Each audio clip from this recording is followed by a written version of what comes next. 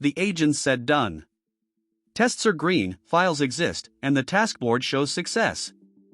This is the moment when it is easiest to relax. Then you open the product and press the button a real user would press, and the promised result does not appear. A login flow returns success but never reaches the workspace. A video render finishes without audio. An article is reported as published but exists only as an internal record. The problem is not necessarily that the agent lied. The problem is that we treated signals far away from the user outcome as delivery itself. Many teams stop at activity evidence. Code changed. A command ran. A log line appeared. A ticket was closed. These facts prove that activity happened, not that the goal was achieved. A parcel leaving a warehouse is not the same as the recipient holding it. Activity evidence matters, but it belongs at the beginning of the evidence chain. The next layer is technical evidence. Unit tests, type checks, builds, and API responses are essential. They catch defects quickly and protect known behavior. But a test only answers the question encoded in its assertion. A risk that was never expressed does not disappear because the suite is green. Test identities, permissions, networks, and data also differ from the conditions faced by a real user. The third layer is final artifact evidence. Users do not receive source code or a test report. They receive a page, video, article, file, message, or completed action. Verification must therefore touch the final artifact. Open a video and check duration, picture, audio, captions, and cover. Open the actual article draft and inspect title, layout, images, and links. A template that parses does not prove the generated script runs.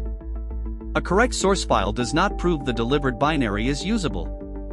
The fourth layer is user action evidence. The decisive question is not what happened inside the system. It is whether a user can move from the starting point to the intended outcome.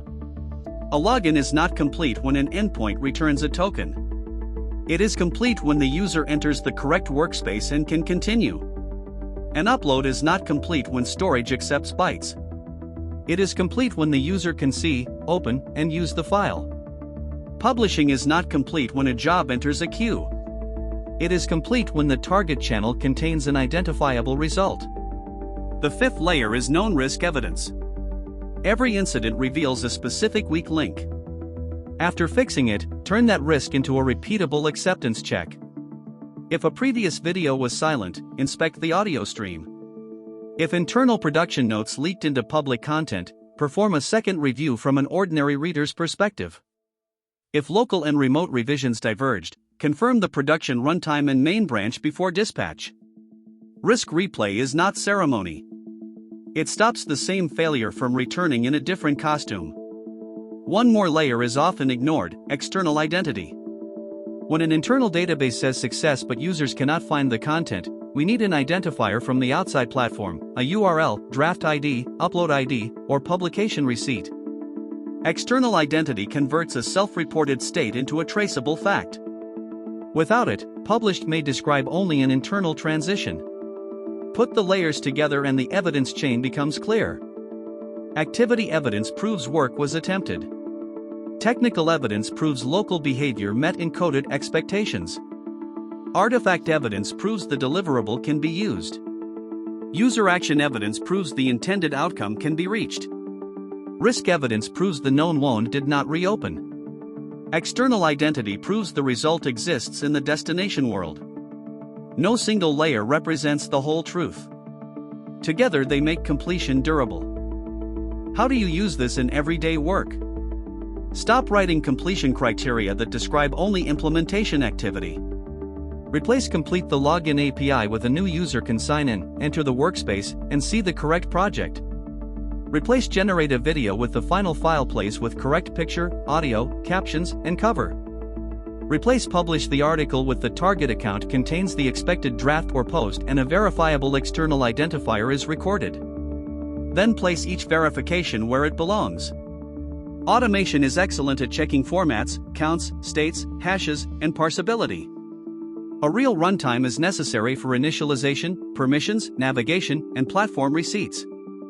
Human review is necessary to decide whether a piece of content feels like a finished work for a real audience. These checks are complementary. None should pretend to cover the others. This is not an argument against trusting agents.